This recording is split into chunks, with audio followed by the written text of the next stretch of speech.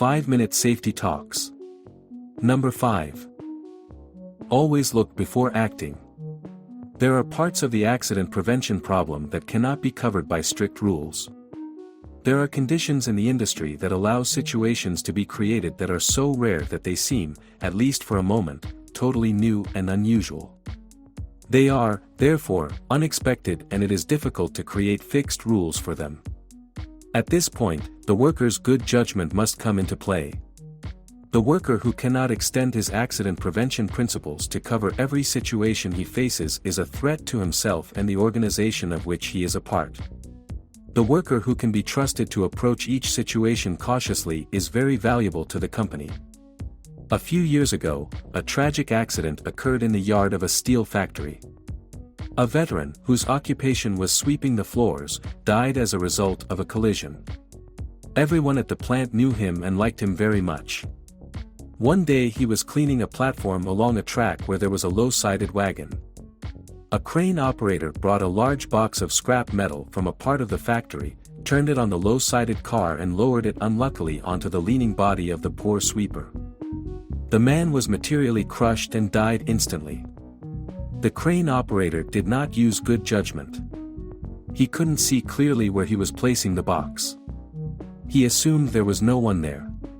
By using little judgment and caution, he created for himself a tragedy that he will be unable to forget for the rest of his life. It would not be difficult for us to list several things that the operator should have done. Surely he knew them too. It is almost certain that since childhood he had heard the old adage that says, "Always look before you act."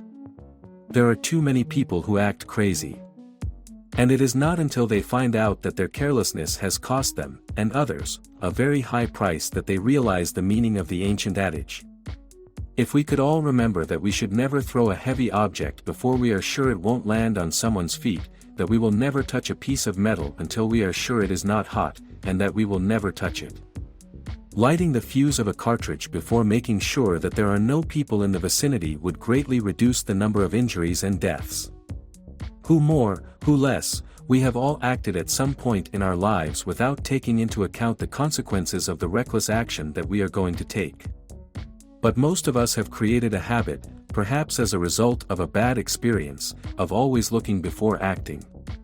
However, there are those among us who act this way less of the time.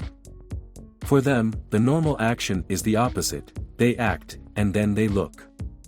This, looked at coldly, may seem like a fun game. But if we look closely at any of those games, it will be easy to see the tragic consequences that can result when we lose at that game. Speaking of games, a case that I read years ago in a magazine came to mind. Andres, I remember the article said, he was a man who liked to play with his luck. He went through life without thinking about what he was going to do the next moment. Despite having had some unpleasant experiences, he had reached his 40s without having suffered any tragic mishap. But one day luck left his hand. As he had always done, he left his garage in the morning without carefully looking back. He suddenly heard a terrible moan. He rushed out of his car and had to witness the scene of his only 3-year-old son, crushed under the wheels of his car. Andres is now 60 years old and always looks twice before acting. But do we need to have a similar experience so that we learn the lesson once and for all? In closing, I want to remind you again of that old adage that I have already mentioned twice. I would like it to be engraved deeply in his mind and brought to mind whenever he takes action. In deference to your family, your co-workers, your companies, and yourselves, always look before you act.